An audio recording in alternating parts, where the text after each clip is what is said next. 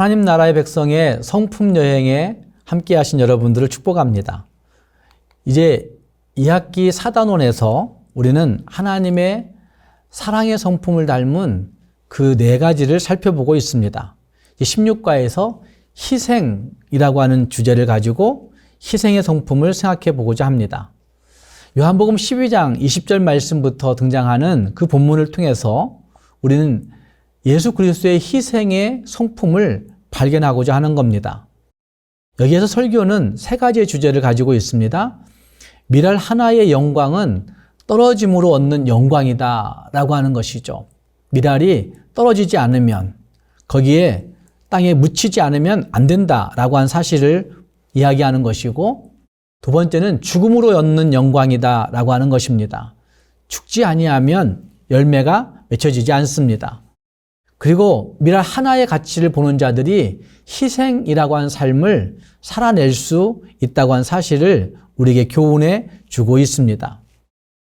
우리는 함께 요한복음 12장 24절 말씀을 암송하면서 시작했으면 좋겠습니다. 내가 진실로 진실로 너희에게 이르노니 한 알의 밀이 땅에 떨어져 죽지 아니하면 한 알 그대로 있고 죽으면 많은 열매를 맺느니라. 요한복음 12장 24절 말씀. 여러분, 마귀가 가장 요긴하게 사용하는 사람은 활동적인 죄인이 아니라 비활동적인, 즉 헌신하지 않는 그리스도인이다 라는 말이 있습니다. 활동적인 일들을 많이 하는 그리스도인, 정말 종교의 이름으로, 기독교의 이름으로 활동적인 일을 많이 하는 사람들이 마귀가 타겟하는 것이 아니라 비활동적인, 헌신하지 않는 그리스도인들이다 라고 하는 것입니다. 현대인들에게 헌신이라고 한 주제는 굉장히 어려운 주제가 되어 있습니다.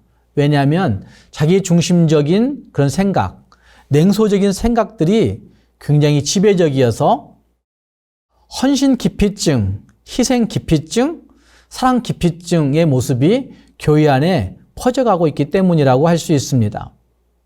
요한복음 12장을 보면 6월절에 예수님께서 예루살렘에 입성한다는 소문을 듣고 많은 무리들이 예수님을 열렬히 환영했습니다. 그리고 그들은 그 예수님의 요청과는 상관없이 예수님을 만나고자 예수님 앞에 나아오고 극성을 부리는 모습들을 가지게 되었습니다. 그때 예수님은 그들의 마음과는 상관없이 인자가 영광을 얻을 때가 왔도다 라고 말씀하신 말씀이 23절에 등장합니다. 그리고 예수님은 미랄 이야기를 하시는 겁니다. 미랄이 죽어 열매를 맺듯이 내가 죽지 아니하면 안 된다 라고 한 사실을 말씀하는 것입니다. 함께 그 말씀 가운데 우리는 몇 가지 질문을 던질 수 있는데, 헬라인들이 예수님께 찾아와서 뵙고자 하는 모습을 피력합니다. 그들이 찾아온 이유가 분명히 있었을 것입니다. 이미 유대 사회에 예수님의 명성이 굉장히 퍼져갔구나라는 사실을 볼 수가 있습니다. 헬레니즘 문명권까지 소문이 나고 있었음을 보여주는 대목이 헬라인 몇이라고 하는 구절일 겁니다.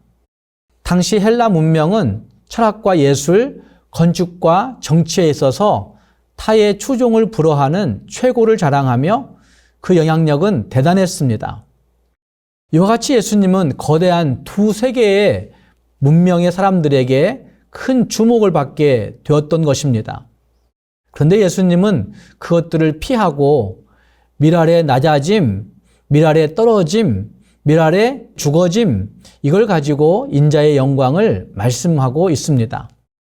한 알의 밀이 땅에 떨어져 죽지 아니하면 이란 말씀으로 시작해서 죽으면 많은 열매를 맺느니라 라고 말씀하는 말씀은 보통 사람들이 생각하는 것과는 매우 다른 모습일 것입니다. 크고 잘 되고 높이 되고 많이 가지고 하는 것들을 사람들은 꿈꾸고 그것들을 좋아합니다. 그러나 예수님은 미랄 한 톨에서 영원한 영광을 보고 계신 것입니다. 미랄 수백 가마가 아니라, 미랄 수천 가마가 아니라 수백만 평에 심겨진 밀밭에서 어떤 가능성과 가치를 보는 것이 아니라 우리 주님은 딸랑 미랄 한 톨에서 영광을 보고 있는 것입니다. 그것은 예수님이 미라를 주는 영적 원리를 가지고 인자의 영광을 비유하고 있다고 할 수가 있습니다. 어쩌면 첼라인들이 찾아온 것은 큰 정권을 위해서 찾아왔겠지만 예수님은 미랄의 영광을 말씀하고 있습니다. 한 알의 밀이 땅에 떨어져 죽지 아니하면 죽으면 많은 열매를 맺느니라. 이 과정은 땅에 떨어짐이 결실의 출발이 될 수 있음을 보여주고 있는 것입니다. 씨앗이 발화하는 과정을 보면 생명을 움트게 하는 모판이 있고 그 모판에 심겨진 씨가 있습니다. 그 씨가 그곳에 떨어지지 아니하면 결코 생명은 움트지 않는 것입니다. 떨어짐, 낮아짐, 인생의 하강 곡선에 생명의 확장이 생겨날 수 있습니다. 정말 진리를 알고 예수를 고백하고 예수를 신뢰하고 나아갈 때 우리의 떨어짐, 낮아짐, 우리 인생의 하강 곡선에도 예수님으로 말미암아 다시 생명의 확장이 일어날 수 있게 된다는 말입니다. 자신이 철저한 죄인이고 자신은 철저히 희망이 없는 사람인지를 깨닫는 그곳에서부터 하나님을 의존할 수 있기 때문에 거기에서부터 열매 맺음이 시작될 수 있다는 말입니다. 또한 미랄의 비유를 말씀하신 예수님은 이런 명령을 주고 있는 것을 볼 수 있습니다. 25절 말씀에 자기 생명을 사랑하는 자는 잃어버릴 것이요 이 세상에서 자기의 생명을 미워하는 자는 영생하도록 보존하리라 라고 말씀하십니다. 자기 생명을 사랑하는 것은 죽는 것이다 이렇게 말씀합니다. 이 말을 다시 조금 더 확장해서 생각해 보면 자기 자신에게 집착하면 자신을 잃어버리고 망가뜨리게 된다라고 하는 말씀일 겁니다. 오히려 자기 생명을 미워하면 자기의 생명을 보존하게 된다는 말씀을 주고 있는 것입니다.